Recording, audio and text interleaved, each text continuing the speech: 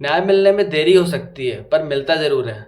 चलिए समझते हैं आज एक सर्विस मैटर से। कलकत्ता हाई कोर्ट ने एक बहुत शानदार जजमेंट पास किया है जिसको जानना आपको बहुत ज़रूरी है। 2012 में एक पद्मावती नाम की लड़की होती है जिसने एक एग्ज़ाम फेस किया असिस्टेंट टीचर के लिए। उस दौरान उस एग्ज़ाम को फेस किया पर उस क्वेश्चन शीट में कुछ क्वेश्चंस गलत थे तो उसने अटेंड नहीं किए।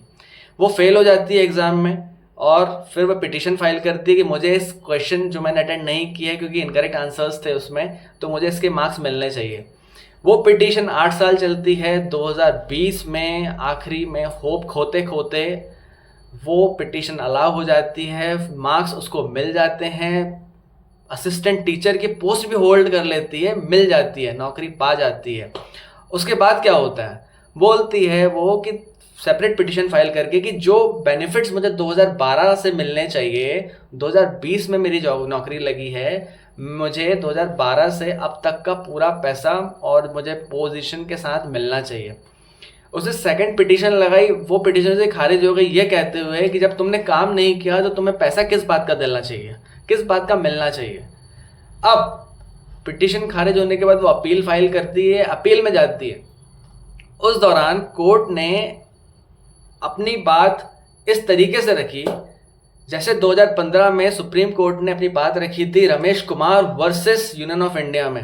उसमें यह प्रतिपादित किया गया था कि अगर फॉल्ट गवर्नमेंट इंस्टीट्यूशन की है, डिपार्टमेंट की है, तो कैंडिडेट, लिटिगेंट या फिर जो भी रिलीफ पाने वाला व्यक्ति है वो किसी गवर्नमेंट ऑफिशियल की गलती की वजह से वो भागीदार नहीं होगा। फॉल्ट किसी और की है और फेस किसी और को करना है, ऐसा पॉसिबल नहीं होना चाहिए।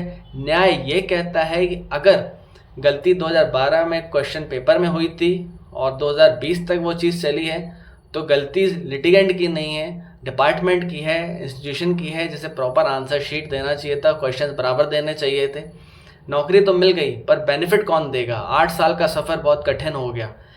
अब 8 साल के बाद नौकरी भी मिल गई बट जो 8 साल के बाद 8 साल का पीरियड उसने फेस किया, अपनी पोजीशन, अपने आप को कहाँ से कहाँ देख सकती थी, इसका जो इंजरी है वो कोई रिकवर नहीं कर सकता। सिर्फ एक ही चीज़ है जो उसका कद, उसका पैसा वापस दिला के।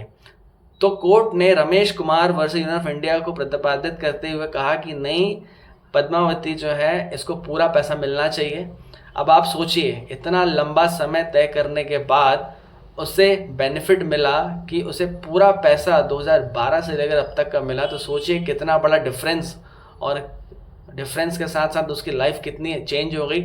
काफ़ी लोग होप खो देते हैं कि हमें कितना समय और लिटिगेशन में जाना है, कितना समय लग सकता है, पर कई बार कुछ चीज़ों को हम जितना डिले करते हैं या डिले हो जाती हैं तो उसके बेनिफिट्स कुछ और ही होते हैं। इस केस से समझिए। धन्यवाद।